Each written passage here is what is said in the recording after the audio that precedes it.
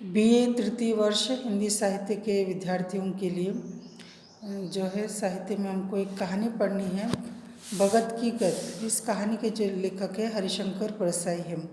इस कहानी में जो है एक भगत है जिसकी मृत्यु हो गई। मृत्यु के पश्चात सब लोगों ने कहा कि भगत जी तो अभी स्वर्गवासी हो गए, लेकिन लेखक कहते नहीं, वो तो स्वर्गवासी नहीं, वो तो नरकवासी हो गए। तो ऐसे क्यों?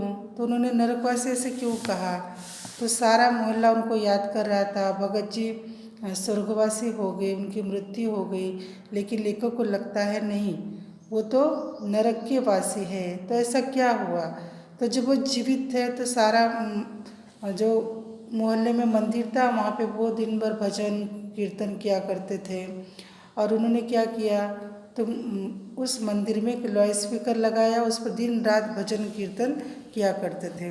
और वैसे देखा जाए तो बहुत ही धार्मिक व्यक्ति थे, भजन कीर्तन पूजा पाठ इसमें लगे हुए। लेकिन लाउड स्पीकर लगाने से क्या हुआ, एक शोर निरंतर वहाँ बना रहा मोहल्ले में। तो लोगों ने शिकायत की कि यहाँ बहुत जो है शोर हो रहा है, आप लाउड स्पीकर क्यों लगाते हो, इसे बंद कीजिए। लेकिन उन्होंने कहा नहीं नहीं, मैं इसे बंद नहीं कर सकता।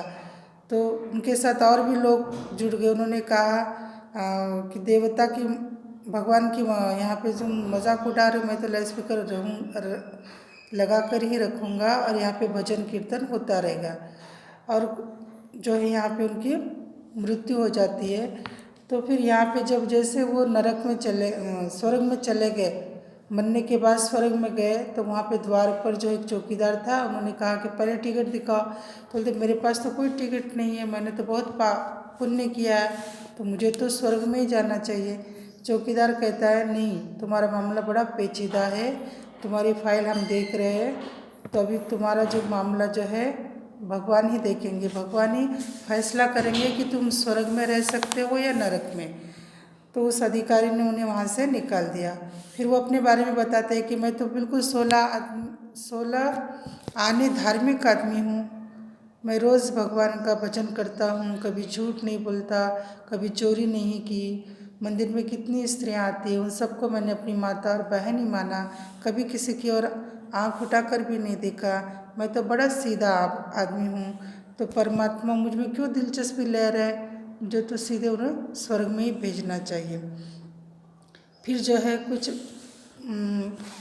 समय के पश्चात भगवान आते हैं और ये जो भगत जी है भगवान की बड़ी स्तुति करने लगते हैं और भगवान से निवेदन करते हैं, भगवान आपसे क्या छुपा है, मेरी सारी मनोकामनाएं पूरी हो गई, आप अब मुझे स्वर्ग में जगह दीजिए। प्रभु ने कहा तुमने ऐसा क्या किया जो तुम्हें स्वर्ग में मिलना चाहिए? वो कहता है भगवान मैंने बहुत भक्ति की, आपकी बहुत भक्ति की, मैं भजन करता रहा। तो भगवान बड़े क्रोधित हो गए। तो कहता भजन करने के लिए तुमने लाउड स्पीकर लगाए? वो कहता है हाँ, तो सभी तो लाउड स्पीकर लगाते, ऐसे मैंने भी लगा दिया। बोलते कैसे? तो कहते सिनेमा वाले, मिठाई वाले, काजल बेचने वाले सभी अपना लाउड स्पीकर का इस्तेमाल करते, इसलिए मैंने भी किया। वो तो विज्ञापन के लिए करते, क्या तुम मेरा विज्ञापन कर रहे हो? तो वो थोड़ा सा विचलित हो गया, जी नहीं, फिर क्यों लगाया? तो कहते सभी लोग लगा रहे थे इसलिए मैंने भी लगा दिया। तुम्हारे इस लाउड स्पीकर से क्या हो जानते हो? इस आवाज़ से जो है तुम्हारे मोहल्ले में रहने वाले मास्टर जी का देहांत हो गया और वहाँ जो पढ़ने वाले बच्चे थे सुरेंद्र, उसने भी आत्महत्या कर ली, क्या तुम नहीं जानते? वो कहते हैं हाँ जानता हूँ।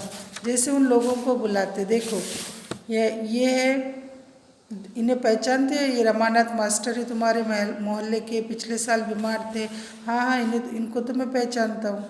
फिर वहाँ पे रमानाथ मास्टर बोलते हाँ इन्हीं की वजह से तो मैं मर गया। वो कैसे? वो कहता कैसे? फिर वो रमानाथ मास्टर बताते हैं कि तुमने ज़ोरों से जो है लाउड स्पीकर लगाया, दिन रात कीर्तन भजन उस पर चलते रहते, मुझे तो डॉक्टर ने कहा था कि तुम आराम करो, तुम आराम करो, तो आराम तो हो नहीं रहा था, मुझे नींद की आवश्यकता थी, लेकिन इस शोर की वजह से मैं सो नहीं पाया। फिर इस लड़के को पहचानते हो? भगवान ने कहा देखो ये सुरेंद्र, हाँ ये भी मेरे ही मोहल्ले का है, उसने भी मुझसे कहा था कि आप लाउड स्पीकर बंद कर दो, मेरी पढ़ाई नहीं हो रही, तो मैंने नहीं, उसकी बात नहीं मानी, तो वो फेल हो गया, इसलिए उसने कहा कि मैंने आत्महत्या कर ली। इन दो दो लोगों की हत्या का पाप तुम पर है तो तुम कैसे धर्मात्मा हुए? तुम्हें तो नरक में ही जगह मिलनी चाहिए। और यहाँ पे जो है वहाँ दूत आते हैं और उस भगत को पकड़कर लेके जाते हैं और वो नरक में चले गए। एक व्यंग्य कथा, हरिशंकर परसाई की व्यंग्य कथा। अगर हम भगवान का नामस्मरण करते हैं, भगवान को याद करते हैं, या जो भी हम भगवान के लिए हमारे अंतकरण में जो भी भाव है उसको इस तरह से शोरगुल द्वारा प्रकट करने की आवश्यकता नहीं, वो हमारे हृदय में ही होने चाहिए। तो इस कथा के द्वारा लेखक ने ये बताने का प्रयास किया है कि शोरगुल के बिना भी हम भगवान की भक्ति कर सकते। वो भक्ति कैसे होनी चाहिए? अंतकरण से होनी चाहिए, हृदय से होनी चाहिए। हमारे शोर से, हमारे भजन कीर्तन से किसी को तकलीफ नहीं होनी चाहिए। मोहल्ले में केवल भजन करने वाले लोग रहते क्या नहीं, वहाँ बूढ़े हैं, बुजुर्ग हैं, बच्चे हैं, जवान हैं, जो बीमार लोग हैं उनको जो है आराम की आवश्यकता है, नींद की आवश्यकता है। जो युवा वर्ग है वो पढ़ाई करना चाहता है, अध्ययन करना चाहता है, तो उनके अध्ययन में कहीं पर भी बाधा न हो, ऐसा हमारा भजन और कीर्तन होना चाहिए। एक व्यंग्य कथा है हरिशंकर परसाई की। इस व्यंग्य कथा को शुरू से अंत तक एक बार पढ़ना बहुत ज़रूरी, इसलिए पढ़ना ज़रूरी है कि वस्तुनिष्ठ जो प्रश्न है वो इसी में से आएंगे। ठीक है।